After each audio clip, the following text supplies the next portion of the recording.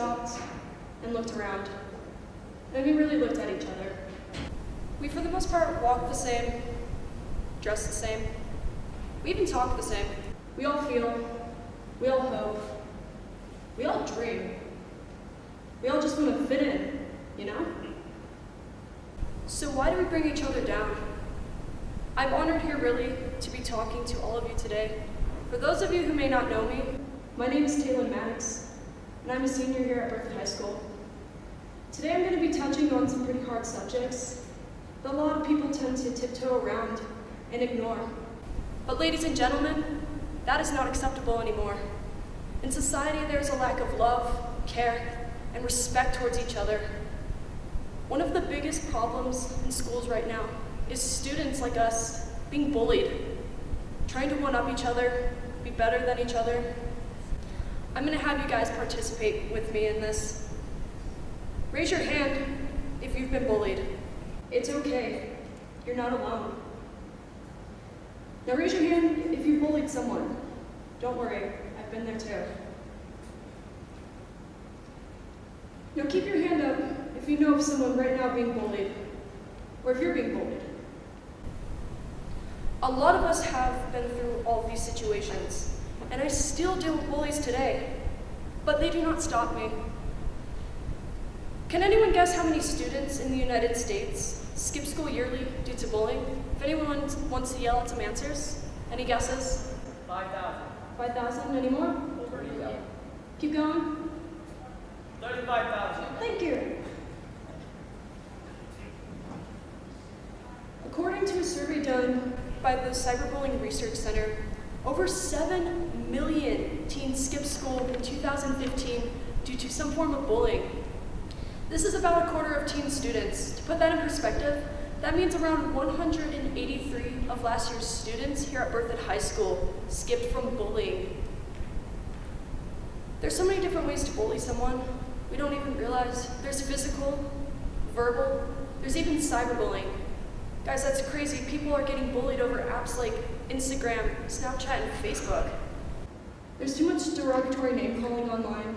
There's anonymous apps with kids talking about how they don't like certain people or how no one cared about the kid who took their life because they were not popular. Being popular does not matter at all. One day this whole high school thing will be in your past, and how popular you were in high school won't seem as important. It doesn't matter how many friends you have or how many likes you get on a picture you posted. We seem to get too caught up in that stuff. At the end of the day, it matters who you are as a person, how you treat other people, and how you're personally going to make this world a better place. And I'm passionate to stop bullying at the source before the damage is done. These are just some of the harsh words I hear daily. You're ugly, you're not good enough, you're a faggot, you're a slutter whore, kill yourself. You know, we all have something in common. We're just trying to pass our classes and get through the day to get out of here eventually, right? So why is there so much conflict involved? There's so many terrible jokes going around about cancer, racism, feminism, body shaming, transgenders, suicide. Unfortunately, the list continues. So many people joke to their friend to go kill themselves. I don't think people realize how many of their friends go home with those words repeating in their heads. I don't think many people realize when they jokingly tell their friend to go kill themselves that that is something they debate daily. Now raise your hand if you've had a family member or a friend pass away. Then you understand that death doesn't only affect the deceased, but also the people around them. Keep your hand up if you've lost a friend or a family member to suicide. Did you know that suicide is the third leading cause of death among young people? This results in the ending of 4,400 lives per year, according to the CDC. Guys, that number is a lot, and for every one suicide, there are about 100 attempts. Over 14% of high schoolers have considered suicide, and almost 7% have attempted it. Take a second to look around with those numbers in your mind. When we experience the suicide of someone else, it always seems we try to rationalize it. I think it's because we're uncomfortable with the feeling of being helpless and not understanding. But it's hard to understand something that isn't being talked about or isn't being confronted as an issue. Quoted Mark Hennig from his TED Talk, Why We Choose Suicide. He said one way we can help understand suicide is to stop saying people commit suicide. People commit murders, they commit crimes, but nobody has committed suicide in this country since the early 1970s, when suicide was decriminalized. And that is because suicide is a public health concern, not a criminal one. Did you know that attempting suicide used to carry the same jail sentence as attempted murder? That's BS.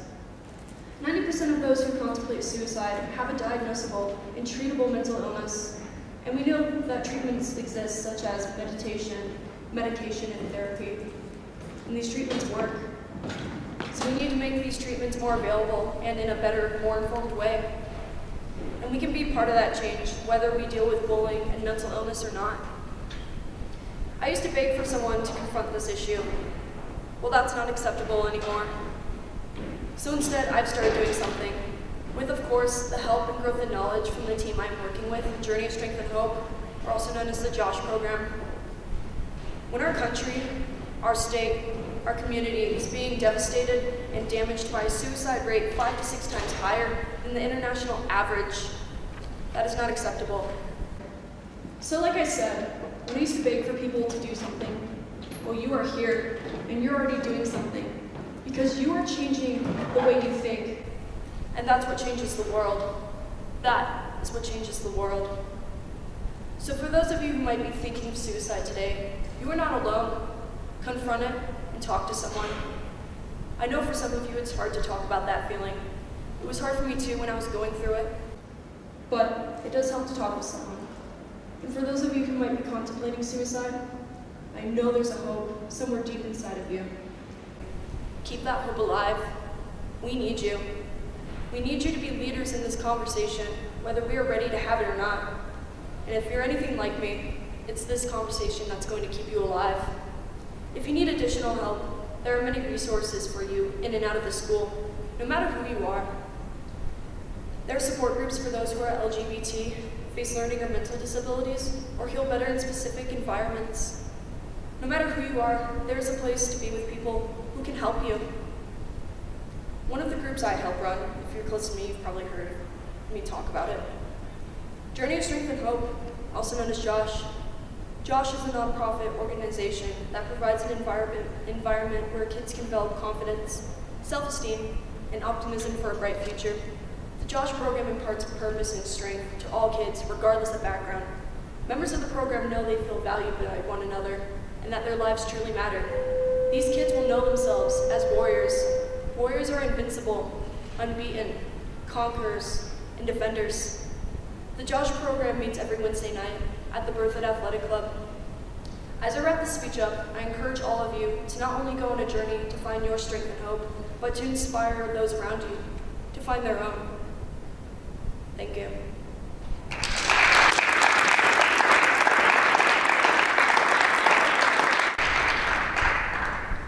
I want to thank everyone for coming out this morning. Special thanks to Larimore Suicide Prevention, 3 Hopeful Hearts, and the Berthoud Surveyor for being here today supporting, along with the rest of my guests who took the time out of their day to come down to the high school. Also special thanks to Berthoud High School and Ms. Bliss for letting me speak. I've been working on trying to get this for 3 years now, and after 3 principals rejecting me, Bliss decided to give me a shot. During lunch, a few resources in and out of the school will have booths set up if anyone is interested in getting more information. Journey of Strength and Hope and Sources of Strength will be 2 of the booths that are set up. Thank you everyone for this opportunity, and I hope we can all make a change as a community and inspire others around us to do the same. Because we matter, because I matter, because you matter. If you have any questions or comments, you're welcome to come talk to me afterwards. Thank you.